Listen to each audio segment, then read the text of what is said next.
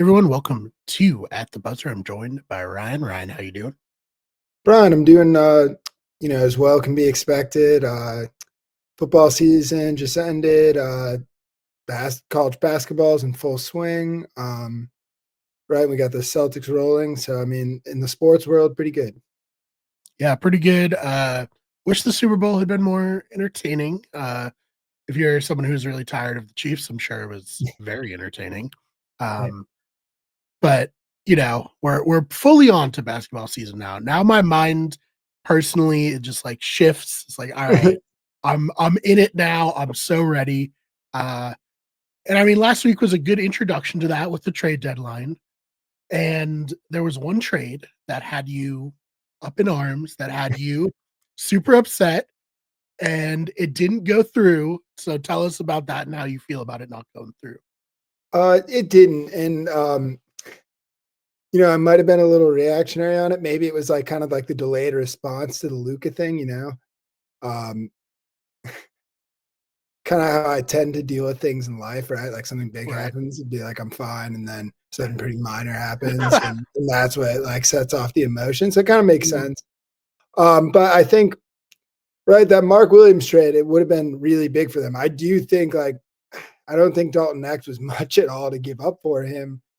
Um, did they need that much offensively? I don't know. But right, it seemed kind of scary that they were able to do that and they needed a center. However, it turns out, they pretty much looked at him and were like, yeah, no, we can't touch this with a 10-foot pole. Sounds like something I'm like probably like looking at Bill Walton's x-rays in his like 30s, something like that. Um, so I think if you're the Lakers, it kind of stinks, but obviously you didn't want to take the risk on his injury. And like I said, I don't really know if he needed that much firepower. Like the way he had looked this year is like that's like he could maybe score more than 20 points a game down low. Do you need that much when you have Luka, LeBron, and then you got Reeves coming off the bench?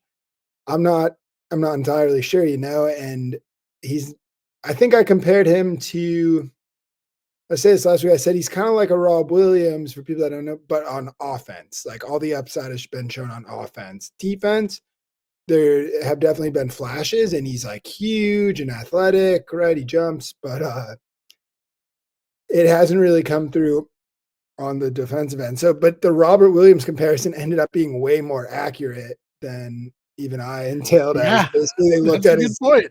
they looked at his physical and were like, oh fuck no, which if you're a Celtics fan, you know that people really loved Rob Williams, like to the point where like I think it would have been a even tougher goodbye, like had he not been just so injury riddled. Yeah. And it seems like Mark Williams, you never know with these things.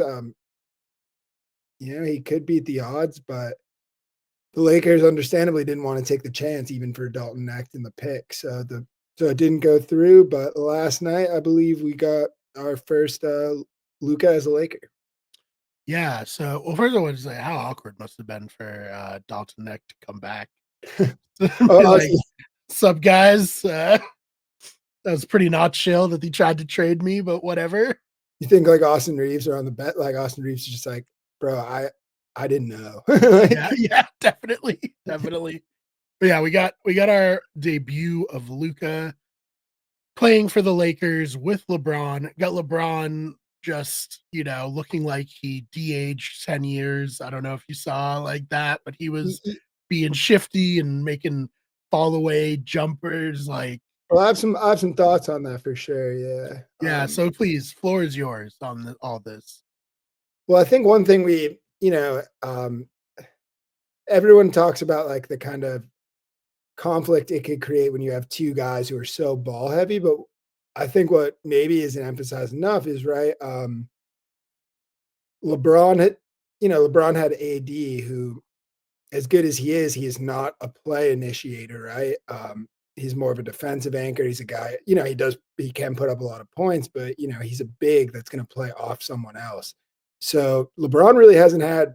I mean, there's really no right. We've talked about there's very few people like Luka that have his ability to initiate the offense. So that's going to take some of the load off LeBron in his old age, and he's going to be able to lock in on defense a little more, right?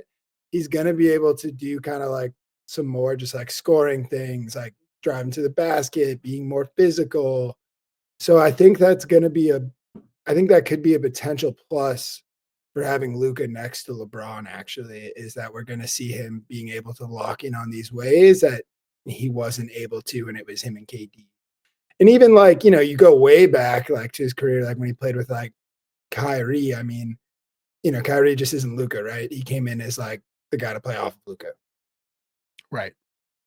Yeah, and I mean, they're they're gonna be good. They're gonna be a pretty dynamic duo, I think, and I think there's like a bigger conversation too that I want to ask you about, like new Mavs ownership. I feel like really, dropped this ball here. Probably.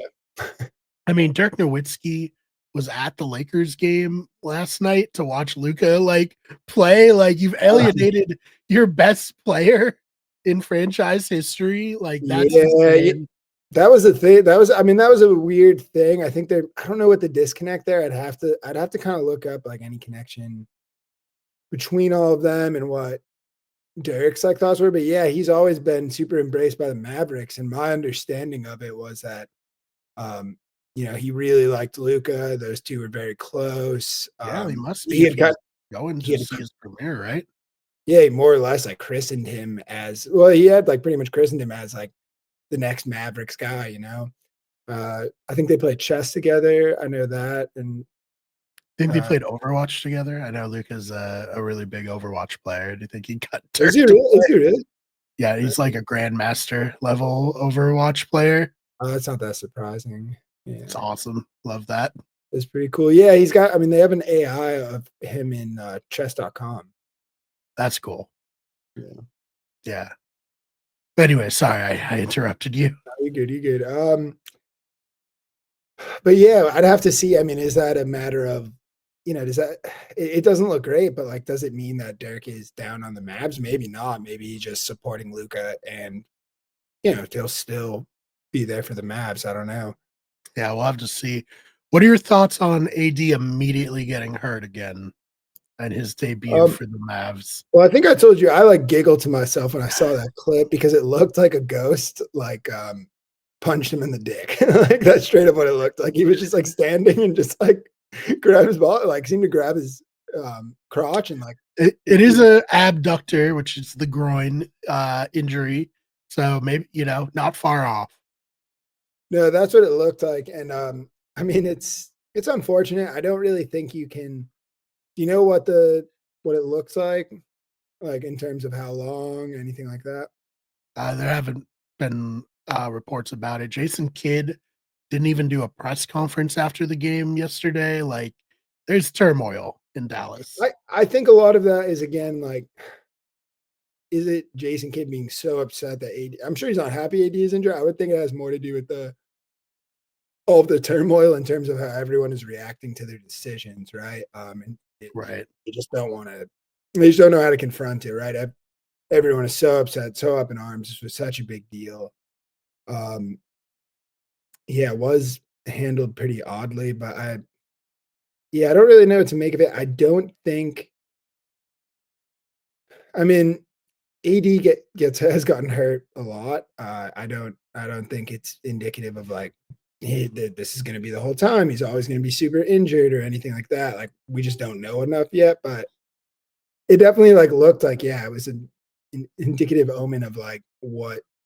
Yeah, you guys fucked up. Like you really traded him for this 32-year-old guy who gets injured all the time and is I think he's 31, but like is on like this, kind of weird tear this year where he hasn't gotten hurt and then he gets hurt and it's not even from contact. I mean, yeah, it's pretty, you don't want to say it this way because it's someone being injured, but right, it's like there's definitely some ironic, like dark comedy there to a degree. Um, yeah, I mean, I definitely don't see why the Mavs would ever have done what they've done. They've made arguments. You can see where they're coming from to a degree, right? It's like we get off of this guy, we don't have to sign him to a contract. And, we get a player that is kind of specialized and focuses on what we think we're lacking and what we want to identify as like our type of team, and we think he's going to pair really well with the guys we have. Um, Right. and then So it's like too, you're not locked in for like I guess the other argument would be you're not locked in because like Luka, right? That's like what until however long he wants to play. If you have him on the contract and you can't trade and you're not trading him, that your team is built around that. And for a very long time, you're always going to be somewhat competitive, to a degree, and you're going to want to be somewhat competitive. AD, I got to think 32 years old. He's probably got like what 4 or 5 more years, maybe, and then Kyrie's older as well, and you kind of can get off of them, and then you can rebuild. I guess that would be the other argument. I don't think it makes a lot of sense when you have someone of Lucas caliber, but I mean they've presented their concerns in regards to his care for his diet and all of that, which those are valid to a degree. yeah, no, for sure. So there's one trade that we somehow didn't cover in our hours of Yeah, trade deadline. I think we maybe did. Actually, I do want to the one we didn't cover, or maybe you did and I misheard you. I heard you say Kelly Olynyk and Bruce Brown, but I don't remember you indicating that they were traded for Brandon Ingram. That was a kind of a weird big trade. I mean, we don't have to talk a bunch about that. The Raptors are just like the weirdest team in basketball now, Mhm. which they always kind of have been. Even I think Always, yeah. yeah, I hadn't even thought of it. But my friend was like, "Do you remember when they won the championship? Like Yeah, we were the cool. I was weirdest there for championship." half a season and they won a championship and he immediately left. That was weird. Yeah, it was like yeah, Kawhi. Then they had like Kyle Lowry when yeah, they've just always been kind of a weird team, but they get weirder with like him, Scotty Barnes, RJ Barrett. Uh, yeah, there's just not a real identity there. But anyways, yeah, we can talk about the other one, which is I believe you're going to say DeAndre Hunter to the Cavaliers. Yeah, so this was a trade people were really big on. You know, it, I think it's probably the most relevant in terms of Eastern Conference, like what makes a team more competitive. The Cavs have been, this juggernaut all year, but we kind of saw them follow the Celtics, and there's kind of these, I think maybe like slight worries that it's like, all right, yeah, that they're a bad matchup against the Celtics, and obviously the Celtics are way more experienced. However, when you look at what are the Celtics' strengths, and look at what the teams other teams in the East are trading for.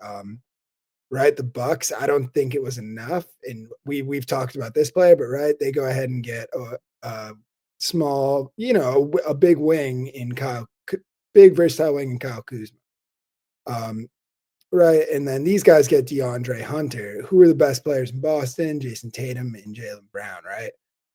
Jason Tatum, right? I'd have to look up his height. I feel like his weight always is listed way lighter than it is, but he's about 6'8". I know just because I just refreshed on him. DeAndre Hunter is 6'8", 225, right?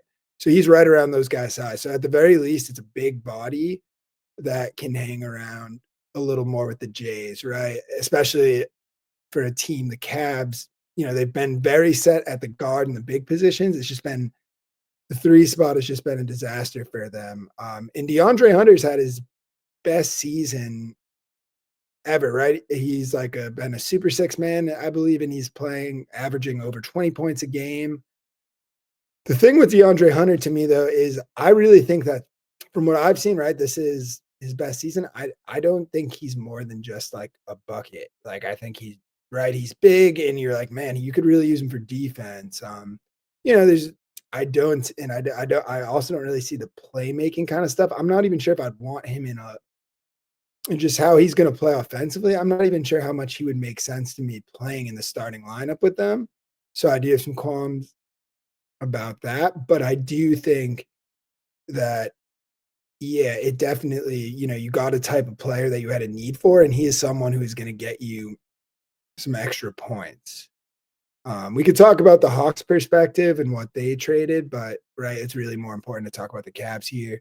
So I would say I think ultimately it was a good trade, but I don't think it is going to solve anything in lockstep. I think also DeAndre Hunter played his first game. Apparently the Cavs were pretty happy with it. I think he had like 12 points and went like 3 for 7 from the field. I mean, that's pretty unremarkable. Maybe had like a rebound. But, you know, I think honestly, even if he can just get like 15 points a game and play, you know, play like be passable on defense, then yeah, he's gonna work as a starter. And if he can like kind of fall in step, what I think is more likely to happen is he will be able to get closer to like his 18, 19 points a game and probably won't change too much ultimately on his other habits. Um, but it does give them another body, and you know they moved off Levert. I think ultimately it helps the Caps a bit, but I don't think it puts them over the edge for any crazy advantage, especially with their lack of like long term playoff experience as a whole unit together. Yeah, we'll have to see. Anything else you want to touch on before we get on out of here? No, not really, honestly, bro. All right, where can they find you online? Anything you want to promote? Floor is yours. I'm a ghost. You cannot find Just- me yeah. anywhere. I don't. All right, fair enough. Well, Ryan, thank you so much for your time. Brian, pleasure as always. I'll see you all in the next one.